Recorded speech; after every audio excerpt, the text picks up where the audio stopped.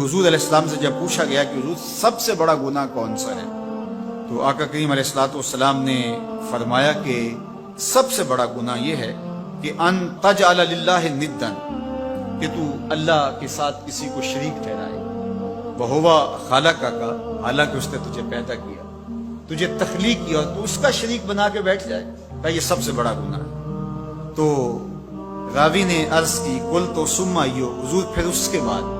تو آقا کریم نے فرمایا سما ان تقتل ولدک خشیۃ ان یطعم معک، تو بچے کو اس لیے قتل کر دے کہ یہ کس طرح میں اس کو پال سکوں گا، بچے کو ضائع کر دینا، اس کو قتل کر دینا۔ اللہ فرماتا ہے نحن نرزقکم وإیاہم، ہم تمہیں بھی رزق دیتے ہیں، ان کو بھی دیں گے۔ تیسری بات حضور نے فرمایا ان تزانی بحلیلۃ جارک، آپ ہمسائے کی بیوی کے ساتھ بدکاری کریں تو یہ بڑے گناہوں میں سے۔ ہمسایہ ماں جائے کی طرح ہوتا ہے، اس کی دیوار سانجھی ہوتی ہے، اس کی عزت سانجھی ہوتی ہے، اور اگر کوئی شخص طاق میں رہے اور ہمسایوں کے گھر گھس کے ان کی آبرو ریزی کر دے تو یہ تین بڑے گناہ جو ہیں ان میں سے ایک بڑا گناہ اللہ کے محبوب علیہ السلام نے ارشاد فرمایا۔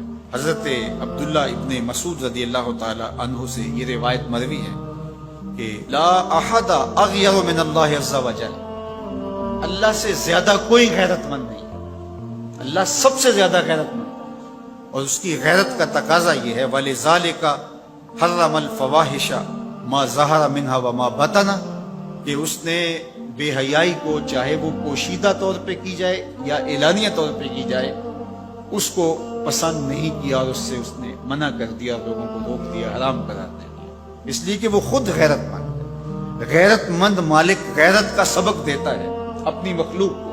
اللہ تعالیٰ قرآن مجید میں ارشاد فرمایا وَلَا تَقْرَبُوا الْفَوَاحِشَ مَا ظَهَرَ مِنْهَا وَمَا بَطَنَ، فحش کام کے قریب نہ جانا، وہ اعلانیہ طور پہ کرو یا وہ مخفی طور پہ کرو۔ تو مفسرین نے لکھا کہ جو بدکاری ہے وہ مخفی فحش ہے، اور شراب نوشی یہ اعلانیہ فحش ہے۔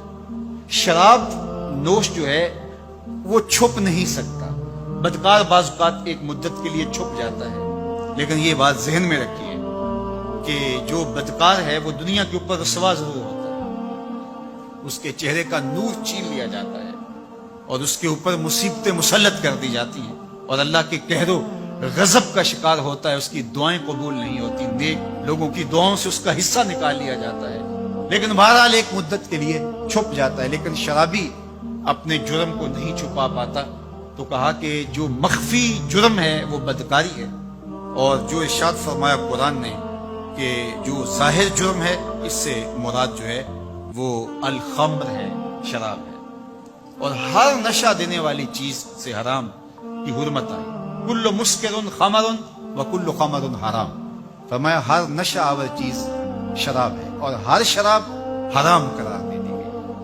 اب یہاں بھی لوگ دلیلیں لے کے بیٹھ جاتے ہیں، میاں وہ بھی ایک مشروب ہے، اس سے کیا فرق پڑتا ہے؟ میاں جب رب نے کہہ دیا تو بات ختم ہو گئی۔ ایک یہودی کے پاس ایک مسلمان مہمان ٹھہرا تو اس نے انگور پیش کیے، تو اس نے بڑے شوق سے لیے، تو تھوڑی دیر کے بعد وہ شراب لے آیا۔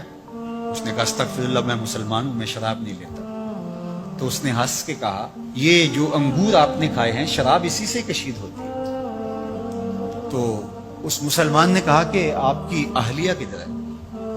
تو وہ اپنی اہلیہ کو بلا لایا، تو کہا آپ کی کوئی اولاد بھی ہے؟ کہا ہاں میری بیٹی ہے، اس کو بھی بلا لاؤ۔ تو اس کو بھی بلا لایا۔ جب دونوں آگ کھڑی ہوئی تو کہا کہ یہ حلال ہے تیرے لیے، اور یہ بیٹی اسی کی ہے، اور یہ حلال نہیں ہے۔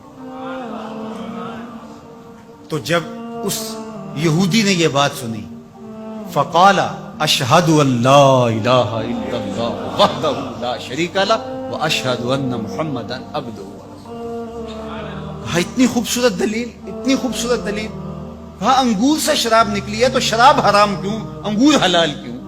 تو کہا مجھے یہ بتاؤ کہ تمہاری بیوی تمہارے لیے حلال ہے، تمہاری بیٹی تمہارے لیے حرام کیوں؟ کہا بات سمجھ میں آ گئی۔ تو میرے رب نے بعض کا تو اس کی حکمتیں ہمارے علم میں نہیں ہوتی، اور حکمت نہ جاننے کی وجہ سے ہم کہتے ہیں کہ یار یہ بات سمجھ میں نہیں آتی۔ یہی تو ہمیں بتایا گیا کہ جو سمجھ میں آئے اس کو بھی ماننا ہے، جو نہیں سمجھ میں آئے اس کو بھی ماننا ہے۔ ہم جنت کو مانتے ہیں نا، دیکھا ہے، یا رب کو مانتے ہیں، دیکھا ہے، وہ سمجھ میں آتا ہے، تو دل میں تو آتا ہے، سمجھ میں نہیں آتا۔ میں جان گیا بس تیری پہچان یہی۔ ہم تو سب سے بڑی حقیقت کو بغیر دیکھے مانتے ہیں، بغیر سمجھے مانتے ہیں۔ ادراک فہم کی حدود سے ورا ہے، عقل و خرد کے دائروں سے ورا ہے، لیکن اس حقیقت کو ہم مانتے ہیں تو اس کے کہے ہوئے کو کیوں نہیں مانیں گے؟